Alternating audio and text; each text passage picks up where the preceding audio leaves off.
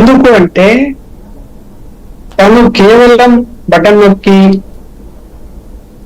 ఆర్థిక సహాయం చేస్తున్నాను కాబట్టి మాతోనే ఉన్నారు జనమని ఆయన అనుకున్నాడు. అలాగే ఏదైతే అవినీతి పెద్ద ఎత్తున జరుగుతున్నదో, అంటే ఎమ్మెల్యేలు ఎంపీలు పెద్ద ఎత్తున మంత్రులు సంపాదించుకుంటున్నారో దాన్ని అదుపు చేయలేకపోయారు. జనంలోకి అది బాగా వెళ్ళిపోయింది. అలాగే కంటి ముందు అభివృద్ధి అన్నది సరే, ఇప్పుడు స్కూళ్ళు వాళ్ళు చెప్పుకోవచ్చు పలాంటి మేము చేశామని, కానీ జనానికి ఆ ఊరికి రోడ్డు ఉందా, మంచినీళ్ళు వచ్చాయా, ఏంటి అనేది చూసుకుంటారు. అవి ఇప్పటికీ అసంతృప్తి ఉంది. అంటే 5 సంవత్సరాల కాలం గడిచినా కూడా అసంతృప్తి ఉంది. అన్నిటికీ మించి ఏంటంటే ఏవైతే బటన్ నొక్కి ఆర్థిక సహాయం చేశానని చెప్తున్నాడో అది ప్రభుత్వ సొమ్ము మా సొమ్మే కదా మాకిచ్చాడు. మరి చంద్రబాబు నాయుడు కూడా ఇంకా ఎక్కువ ఇస్తానంటున్నాడు. మళ్ళీ అట్టప్పుడు మనం ఎందుకు చంద్రబాబు నాయుడుకు ఓటేయకూడదు?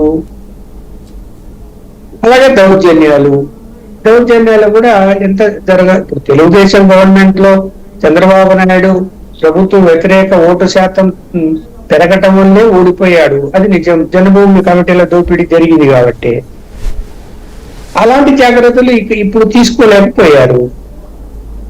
తీసుకోలేకపోయారంటే ఈ ప్రభుత్వంలో కూడా పెద్ద ఎత్తున మనం చూసాం కదా, ఇసుక మాఫియా జరిగింది, లిక్కర్ మాఫియా జరిగింది, మైనింగ్ మాఫియా జరిగింది. ఏది జరగలేదు? అన్ని జరిగాయి.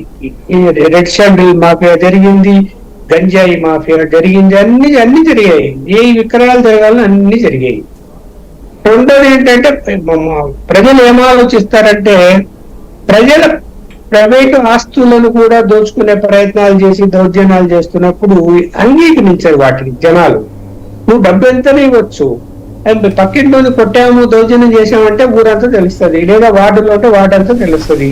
ఏం ఆలోచిస్తారు? వీళ్ళు మళ్ళా వస్తే ఇంకా ఇంతకంటే ఎక్కువ దోపిడీ చేస్తారేమో అని ఆలోచిస్తారా లేదా? అలా ఎక్కువ శాతం మంది ఆలోచించారు.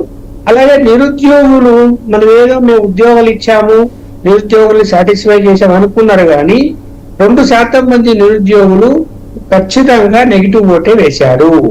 వాళ్ళకి చాలా మంది అక్కడి నుంచి ఉపాధి దొరకక అటు బెంగళూరు, ఇటు చెన్నైయో, ఇటు హైదరాబాద్ వచ్చి ఉద్యోగాలు ఎత్తుక్కోవడానికి తిరిగారు తప్ప ఆంధ్రప్రదేశ్ లో ఉద్యోగ అవకాశాలు అనేటివి ఎక్కడ కనపడడం లేదు. కనపడైనా నామకావాసి జరిగి ఉంటాయి.